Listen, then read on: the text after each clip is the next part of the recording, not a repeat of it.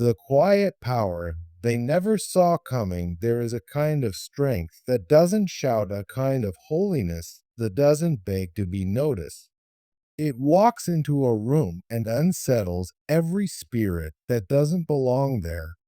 It is not the strength of revenge or bitterness or even logic. It is the strength of righteousness, a strength rooted in God, not in ego. And the world has never known a more powerful force against evil than a virtuous woman in the war against narcissistic abuse or manipulation. Control and deceit run rampant. Many ask, what breaks a narcissist? What force can undo someone who thrives on power and illusions? The answer is not loud or rage. It is not revenge. It is not sinking to their level. It is the presence of a woman whose soul cannot be corrupted. Because a narcissist survives on illusion, they dominate through lies, charm, chaos, and control.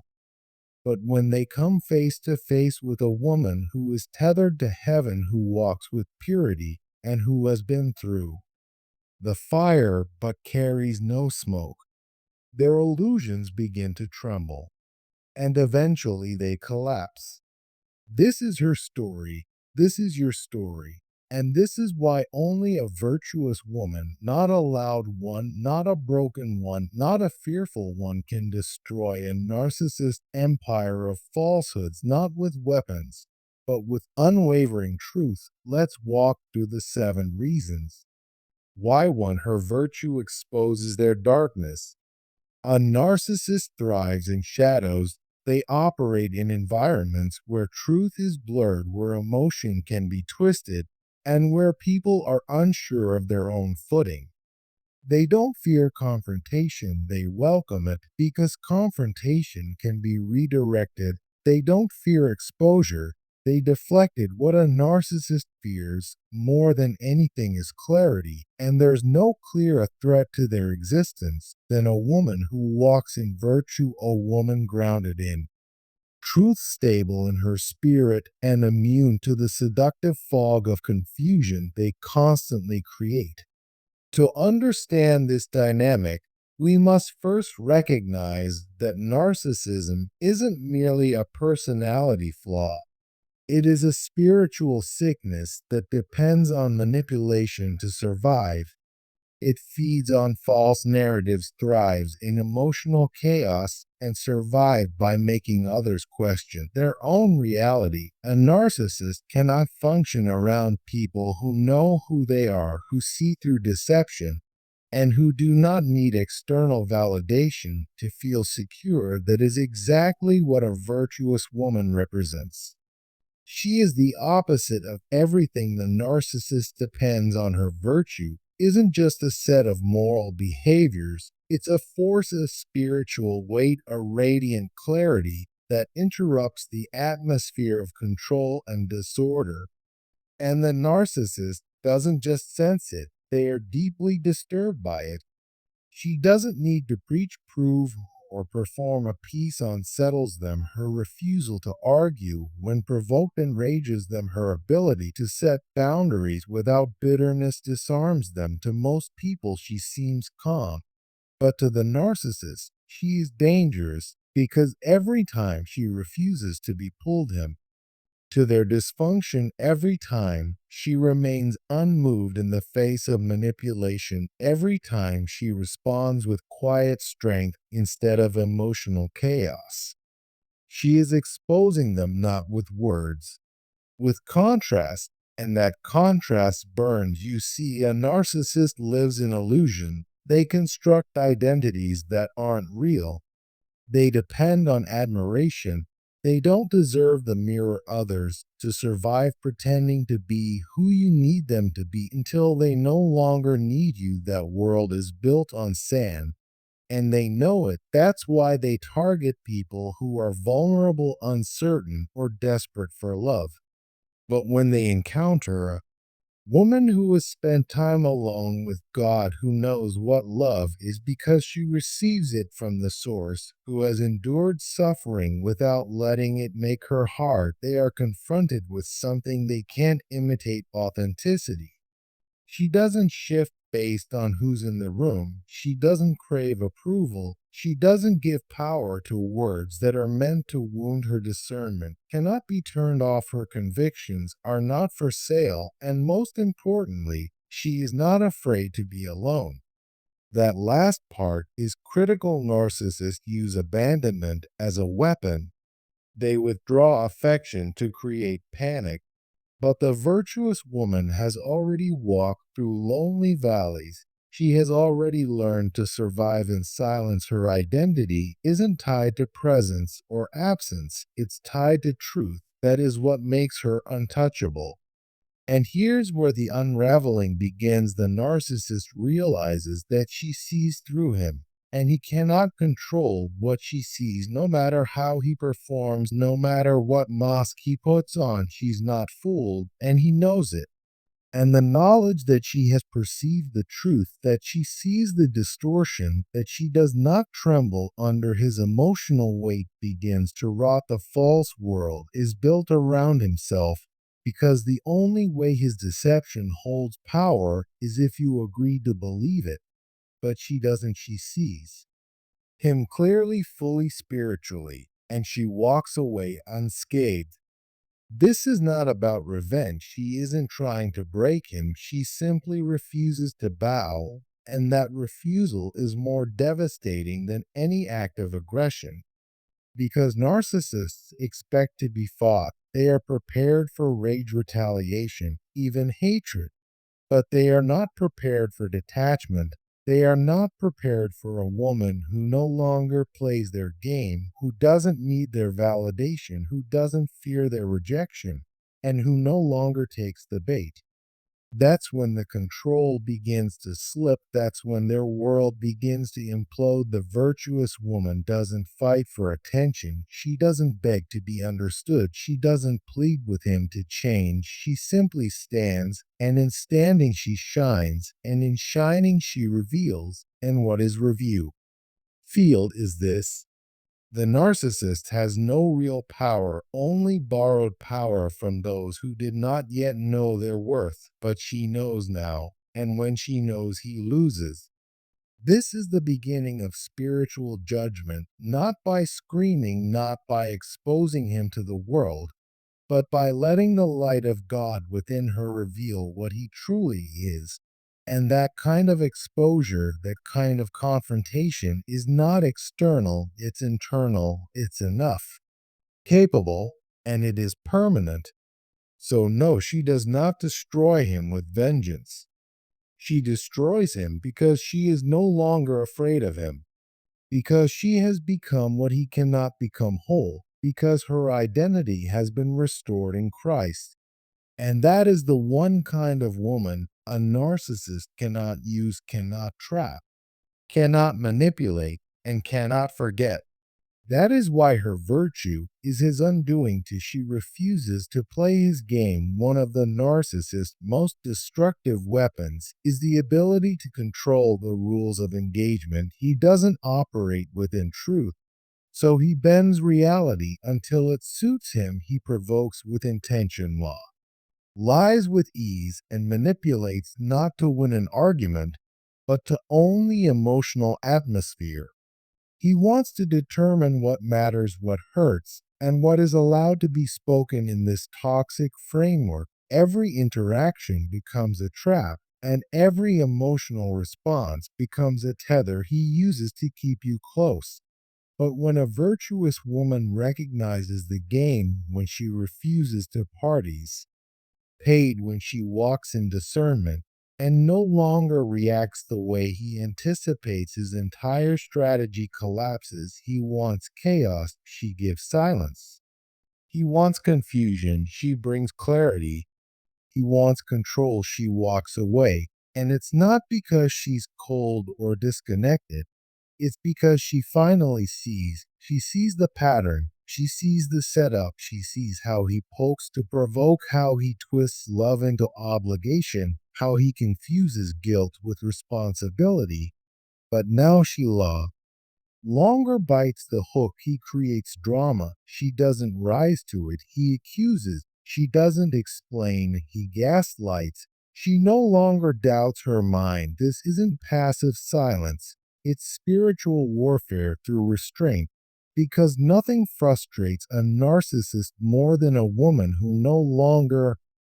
He spawns at first, he panics, then he escalates. He tries harder, loud allies, deeper manipulation, more intense love bombing or threats. He may shift persona, is suddenly acting loving again, or turning others against her. But she does not budge because she has learned the deepest truth. All you don't win a rigged game by playing better, you win by refusing to play at all. This refusal is not weakness, it's divine strength. It's the Spirit of God rising up inside her, teaching her that dignity does not need to scream to be powerful, that not every false accusation requires a rebuttal. The true strength is not always reactive, sometimes it's walking away without needing closure. And that is what she does. He wanted her to collapse. Instead, she elevated. He wanted her begging. Instead, she became unbothered. He wanted her confused. Instead, she became rooted in the truth. The narcissist finds himself suddenly in a space he cannot control. The atmosphere no longer bends to him. The power dynamic has shifted. Why? Because she no longer depends on his behavior to determine her peace. She has been recalibrated not by the relationship, but by the Holy Spirit, and now his weapon. I don't work. The fire doesn't burn her, the guilt doesn't chain her, the drama doesn't move her. She has tapped into a different strength, a different logic, a different vision, one that he cannot enter. And that is why he begins to unravel. Because without her reactions, he has no script. Without her attention, he has no audience. Without her emotional availability, he has no supply. He didn't just lose control of her, he lost the mirror that validated his manipulation. And now he is alone with himself.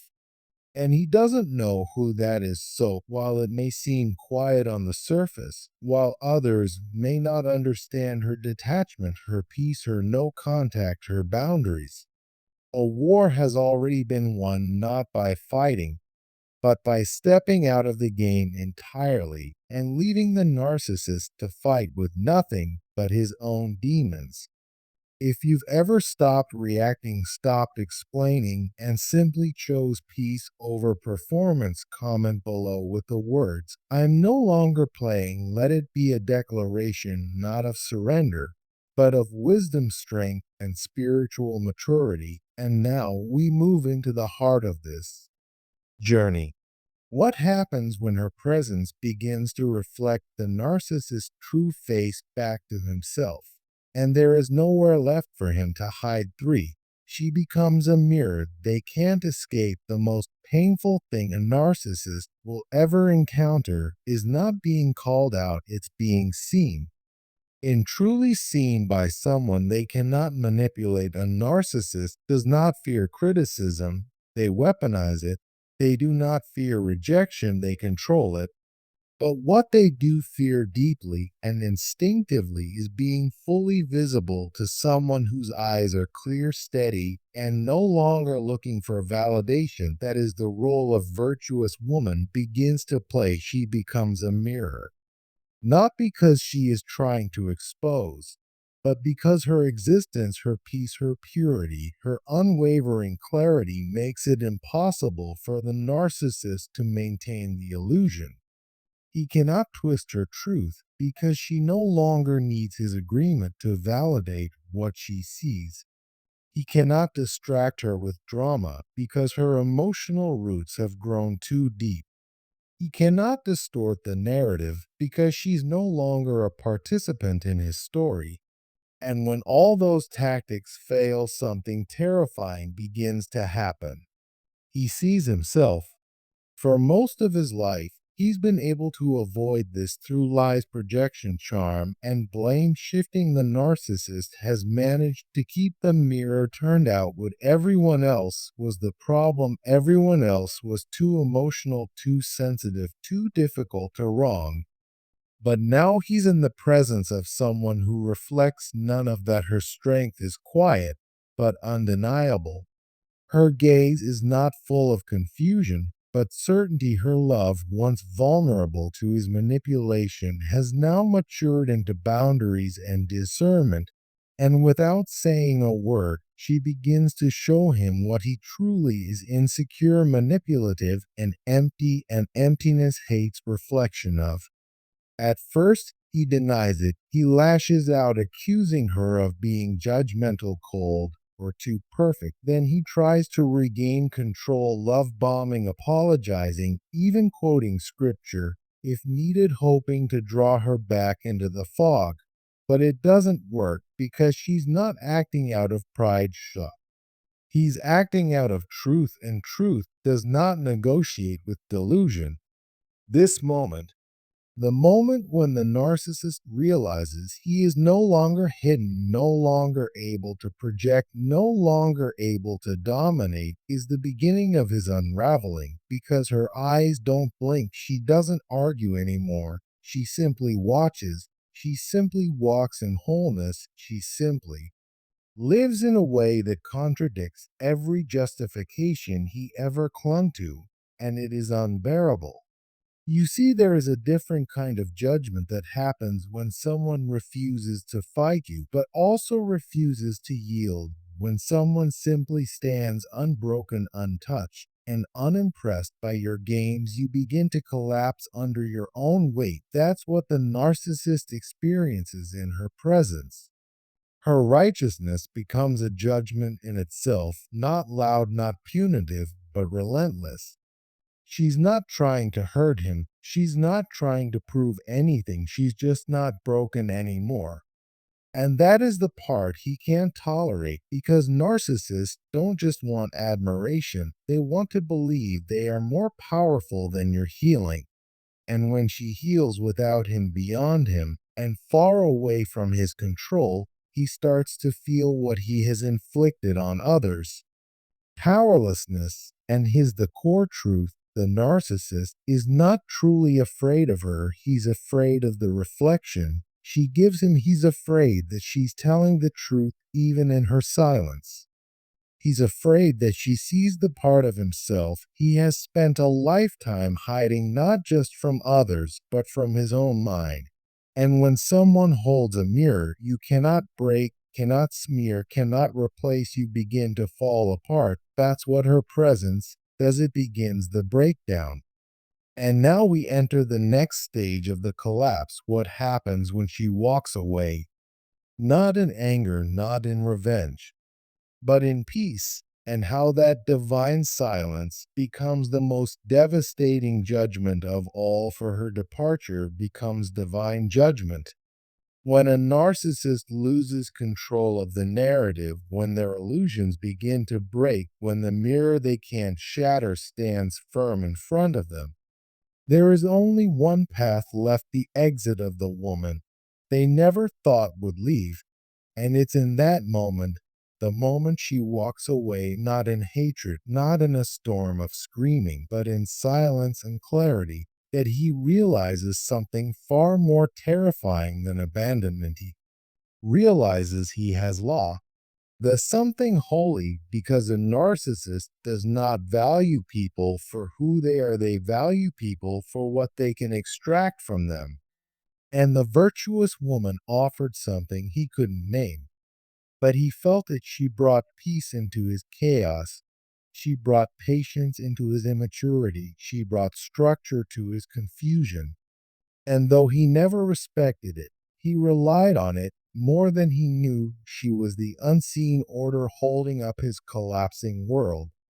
And when she finally left, not with a bang, but with the calm assurance that God was calling her out, he felt the tremor. The narcissist expected her to beg, he back to her to cry, he expected her to break.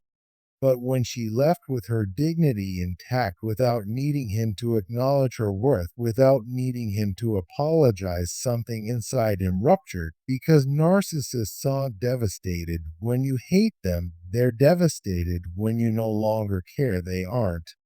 Undone by your rage, they are, and done by your peace. That's the judgment. Not fire from heaven, not public exposure, but the loss of access, the loss of light.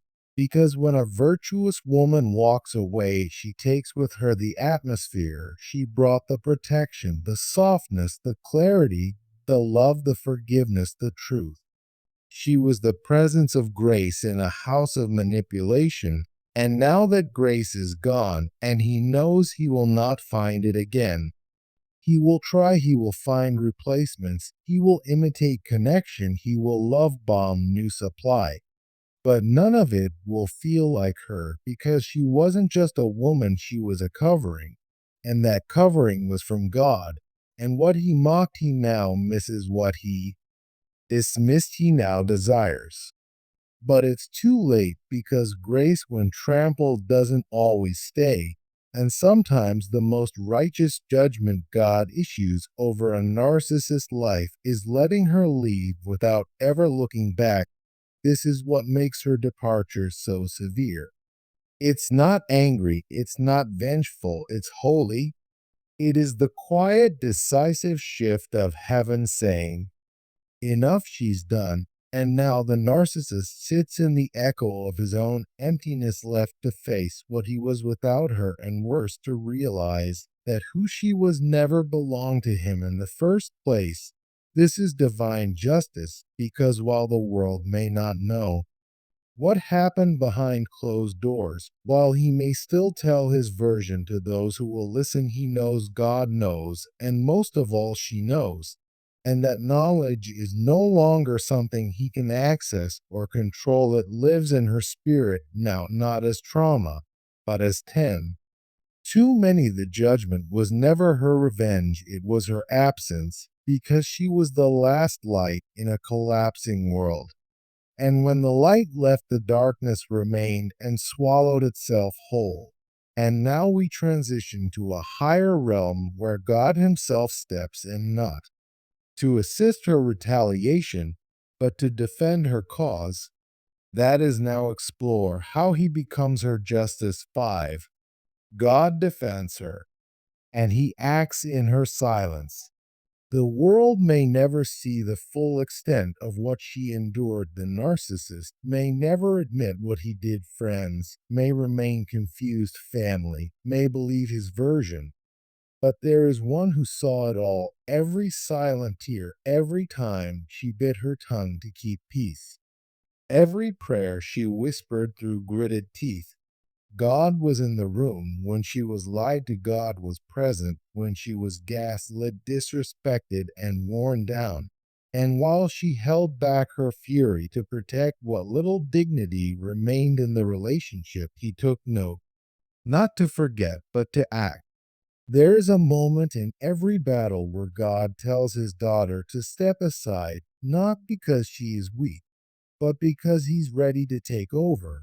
And when a virtuous woman finally releases the need to prove, to fix, or to make the narcissist see what he's done, when she walks away with her peace and let God be the judge, war shifts dimensions. It leaves the natural and enters the spiritual. And in that realm, no manipulation works, no fake charm deceives, and no ego can see, cause now the narcissist is not facing her anymore. He is facing the one who called her worthy. God does not always act immediately. Sometimes he waits, not because he tolerates evil, but because he is building testimony. While she was growing in silence, learning to discern healing in secret, and rebuilding her identity, God was preparing the justice not just for her healing, but for his glory.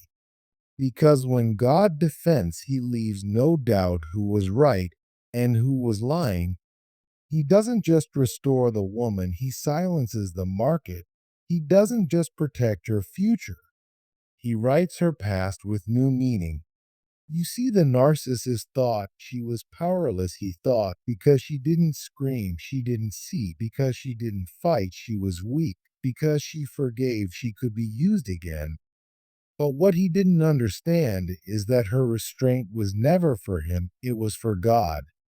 Her self control was an offering, her insurance was an act of worship, her silence was not passivity, it was faith in a higher courtroom, one where no lie survives, no mask and years, and no injustice goes unanswered.